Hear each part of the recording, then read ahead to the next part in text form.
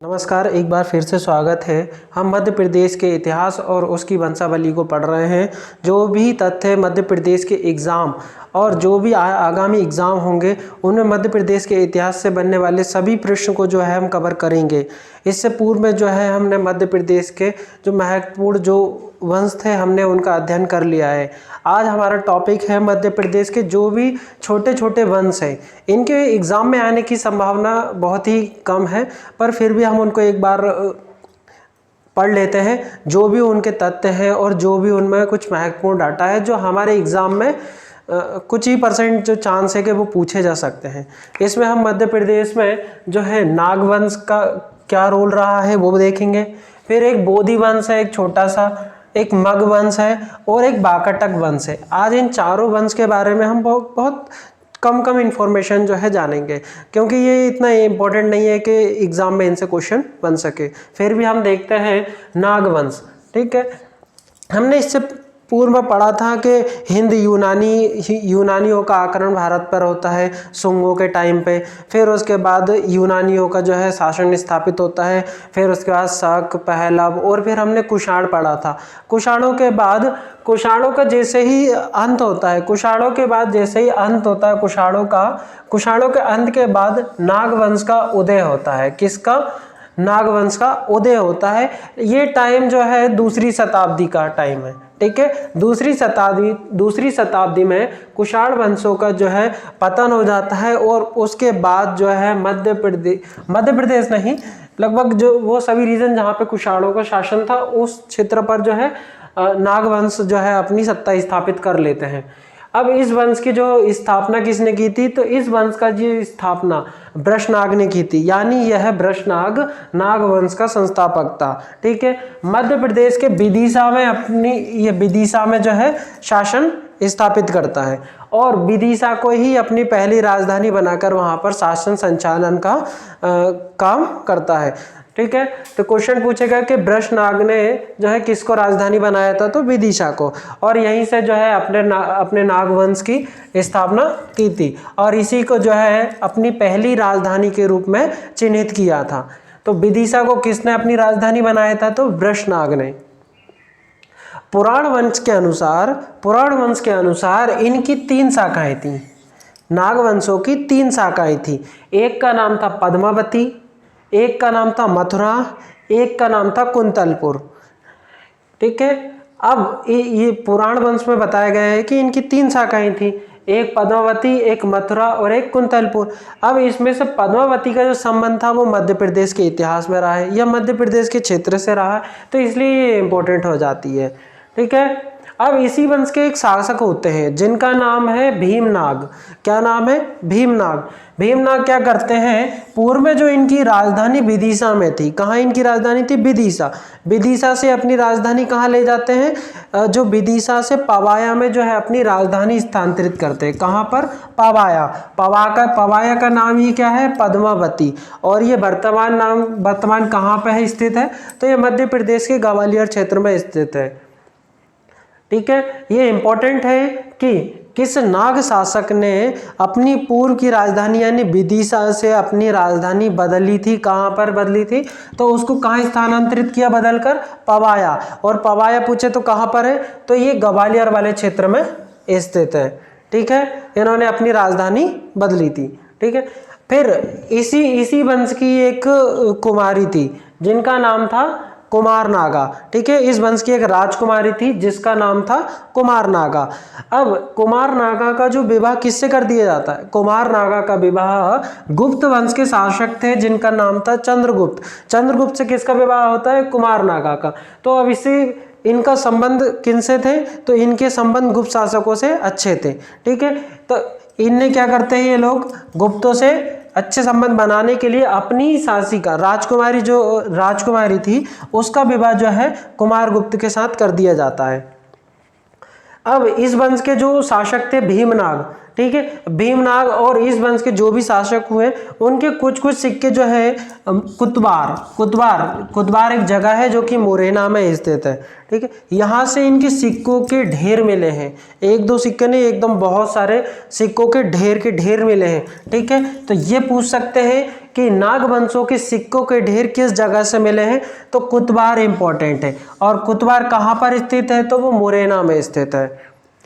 और भीमनाग जो शासक था जिसने राजधानी बदली थी, कहाँ राजधानी बदल ली थी, तो विदिशा से बदलकर इसने पवाया में राजधानी स्थानांतरित की। और इसका जो पूछे तो इसका एक जो सिक्का है विदिशा से, इसका एक सिक्का प्राप्त होता है। तो किस नाग शासक का सिक्का विदिशा से प्राप्त होता है, तो वो है भीमनाग। और इनके सिक्कों का ढेर कहाँ से मिले हैं, तो वो मुरैना से मिले। मुरैना के भी कहाँ पे, कुतवार में। स्पेसिफिक नाम पूछे कुतवार, और कुतवार कहाँ पर है, मुरैना में, जहाँ पे इनके सिक्कों के ढेर मिले हैं।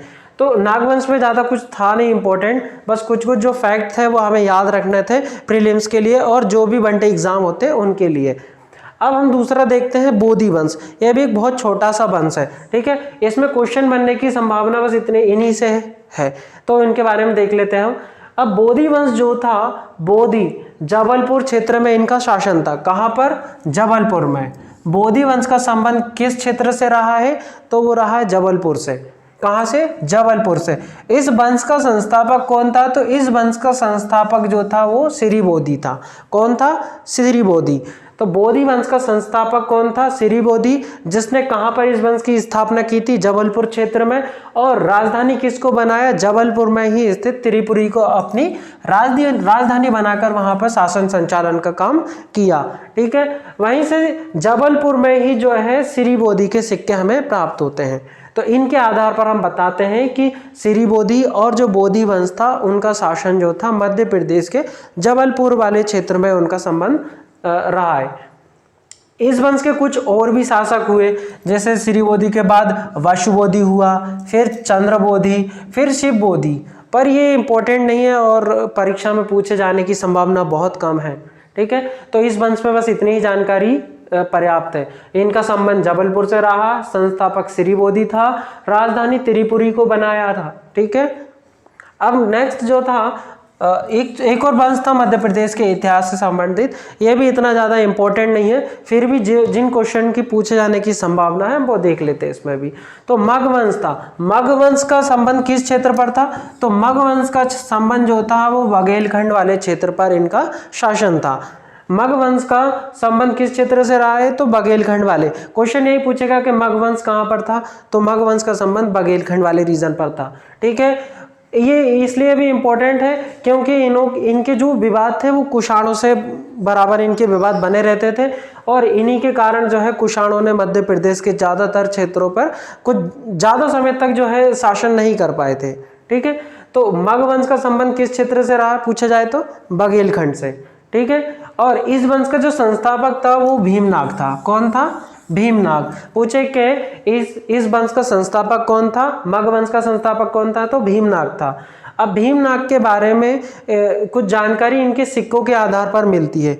रीवा के भदा से इसके सिक्के मिले हैं, साथ ही साथ उमरिया से भी इसके कुछ सिक्के मिले हैं और इसी के आधार पर हम बताते हैं कि इनका जो संबंध था मग वंश का संबंध वो बघेलखंड वाले रीजन में इनका शासन रहा होगा, ठीक है। अब इसके कुछ और राजा थे, जैसे भीमसेन जो थी इसका संस्थापक था, फिर भद्रमग हुआ, फिर उसके बाद शिवमग हुआ। भीमसेन, भद्रमग, शिवमग, ठीक है।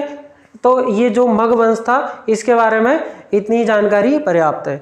अब देखते हैं हम बाकाटक वंश। एक वंश है बाकाटक वंश। तो बाकाटक वंश का संबंध कहाँ से है, तो ये बाकाटक जो है बुंदेलखंड वाले क्षेत्र में शासन कर रहे थे, ठीक है। ये जो बाकाटक थे ये जो अपना सातवाहन था, सातवाहनों के जो सामंत थे, ठीक है।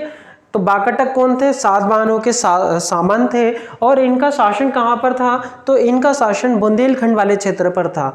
और इस वंश का संस्थापक कौन था पूछे तो विंध्य शक्ति बाकाटक वंश का संस्थापक था और ये विदिशा का शासक था, ठीक है। तो विंध्य शक्ति का संबंध मध्य प्रदेश के किस क्षेत्र से रहा है, तो बुंदेलखंड, और इसने कहाँ पर शासन किया था? विदिशा वाले क्षेत्र में। कहाँ पर? विदिशा वाले क्षेत्र में इसने शासन किया था। इस वंश के एक और शासक हुए जिनका नाम था रुद्रसेन, रुद्रसेन प्रथम। ठीक है, इनके राज में जो रुद्रसेन प्रथम थे, इनके राज्य में इनने जबलपुर और बालाघाट वाले क्षेत्रों को भी अपने साम्राज्य में शामिल कर लिया था। कौन कौन से क्षेत्र को? एक जबलपुर और एक बालाघाट वाले क्षेत्रों को भी रुद्रसेन प्रथम, जो कि बाकटक वंश के शासक थे, इनने अपने साम्राज्य में दोनों को मिला लिया था। ठीक है, बाकटक वंश कहाँ था? बुंदेलखंड में था। इसका संस्थापक पूछे, बिंद शक्ति था। ठीक है, इसके जो कहाँ पर शासन किया था बिंद शक्ति ने? विदिशा में किया था। किंतु इस वंश के एक शासक थे रुद्रसेन प्रथम, जिन्होंने साम्राज्य विस्तार कर जबलपुर और बालाघाट जैसे क्षेत्रों को भी अपने साम्राज्य में सम्मिलित कर लिया था। अब बाकटक वंश का अंतिम राजा जो था वो पृथ्वीसेन सेकंड था। कौन था? पृथ्वीसेन सेकंड था। और पृथ्वीसेन सेकंड के बारे में हमें जानकारी है कि इसका शिलालेख मिलता है। कहाँ पे मिलता है इसका एक शिलालेख? बालाघाट जिले से मिलता है। जैसे कि हमने देखा रुद्रसेन ने बालाघाट पर भी जो है उसको शामिल कर लिया था, तो संभवतः इनका शासन जो है बालाघाट, जबलपुर और बुंदेलखंड वाले क्षेत्रों में भी इनका शासन रहा होगा। ठीक है, हमने कुछ वंश देखे जिसमें नागवंश देखा। ठीक है, नागवंश के जो संस्थापक थे वो वृषनाग थे। राजधानी पहले विदिशा थी, बाद में जो भीमनाग हुआ उसने राजधानी को विदिशा से पद्मावती यानी पवाया में स्थानांतरित किया। इनकी कुमारनागा एक राजकुमारी थी जिसका विवाह जो है गुप्त शासक चंद्रगुप्त द्वितीय से किया। और जो भीमनाग था उसके जो सिक्कों के ढेर मिले हमें। कहाँ से? मुरैना के कुतबार से इनके सिक्कों के ढेर मिले हमें। ठीक है, भीमनाग के सिक्के भी हमको विदिशा से प्राप्त हो रहे हैं। ठीक है, अब फिर बोधि वंश हमने पढ़ा था। ये बोधि वंश जबलपुर क्षेत्र में था। इसका संस्थापक श्री बोधि था और राजधानी त्रिपुरी को अपनी बनाया था। फिर उसके बाद हमने मगवंश देखा था। इनका संबंध मध्य प्रदेश के बघेलखंड क्षेत्र पे रहा है। ठीक है, और ये कुषाणों के साथ इनके बराबर संघर्ष चलता रहता था। इसका संस्थापक जो था मगवंश का वो भीमसेन था। कौन था? भीमसेन था। फिर उसके बाद हमने बाकटक पढ़ा था। बाकटकों का क्षेत्र कहाँ था? बुंदेलखंड क्षेत्र में शासन कर रहे थे ये। संस्थापक बिंद शक्ति था और विदिशा का ये शासक था। ठीक है, फिर रुद्रसेन हुआ। रुद्रसेन ने जबलपुर बालाघाट को भी शामिल कर लिया था। ठीक है, इसके साथ हमारा ये समाप्त होता है।